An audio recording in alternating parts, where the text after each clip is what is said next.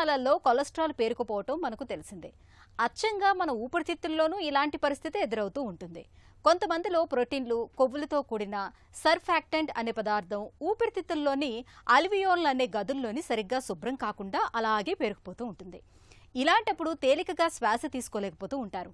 పొడి దగ్గు, తరచూ ఛాతిలో ఇన్ఫెక్షన్లు, త్వరగా అలసిపోవటం వంటి ఇబ్బందులు కనిపిస్తూ ఉంటాయి. వైద్య పరిభాషలో పల్మనరీ అల్వియోలై ప్రోటీనోసిస్గా పిలిచే ఈ సమస్య గురించి ఇప్పుడు తెలుసుకుందాం.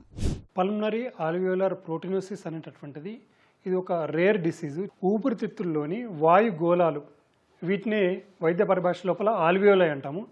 ఈ ఆల్వియోలై లోపల ప్రోటీన్ మరియు కొవ్వు పదార్థాలతో కూడుకున్నటువంటి సర్ఫాక్టెంట్ అనేటటువంటి పదార్థము క్రమక్రమంగా పేరుకుపోవడం మూలంగా ఈ ఆల్వియోలార్ ప్రోటీనోసిస్ అనేటటువంటిది వస్తుంది. క్రమక్రమంగా ఇవి పేరుకుపోతున్న కొద్దీ నడిచినప్పుడు, మెట్లెక్కినప్పుడు దమ్ము రావడము లేదా ఆయాసం రావడం జరుగుతుంది.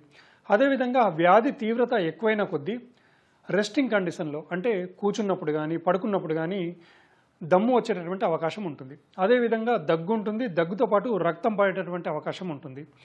వీటితో పాటే ఛాతీలో నొప్పి రావడము, తీవ్రమైనటువంటి అలసట, చర్మము బ్లూ కలర్లో మారిపోతుంది. అదేవిధంగా చేతి వేళ్ళ యొక్క చివరి భాగము ఉబ్బెత్తుగా తయారవుతుంది.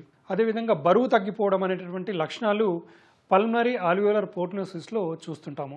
పల్మనరీ ఆల్వియోలర్ ప్రోటీనోసిస్కి అతి ముఖ్యమైనటువంటి ట్రీట్మెంట్ ఏంటంటే హోల్ లంగ్ లవాజ్ అంటాము. అంటే ఈ హోల్ లంగ్ లవాజ్ లోపల సెలైన్ని ఊపిరితిత్తుల్లోకి పంపించి మళ్ళీ ఈ సిక్రెషన్స్ను బయటకు తీయడం అనేటువంటిది జరుగుతుంది.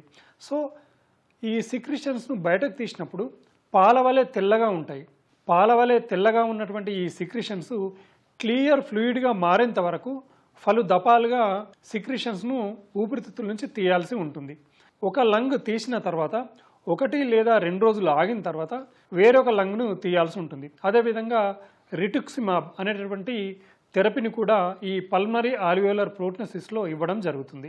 ఎప్పుడైతే సెలైన్ వాష్ చేసిన తర్వాత పేషెంట్ లోపల ఇంప్రూవ్మెంట్ అనేటువంటిది ఉండదో, ముఖ్యంగా ఊపిరితిత్తులు గట్టిపడినప్పుడు, దీన్ని వైద్య పరిభాష లోపల లంగ్ ఫైబ్రోసిస్ అని అంటాము. ఈ లంగ్ ఫైబ్రోసిస్ అనేటటువంటి తీవ్రత ఎక్కువైనప్పుడు పల్మనరీ ఆల్వియోలర్ ప్రోటీనోసిస్ లోపల లంగ్ ట్రాన్స్ప్లాంటేషన్ అనేటువంటిది చేస్తుంటారు.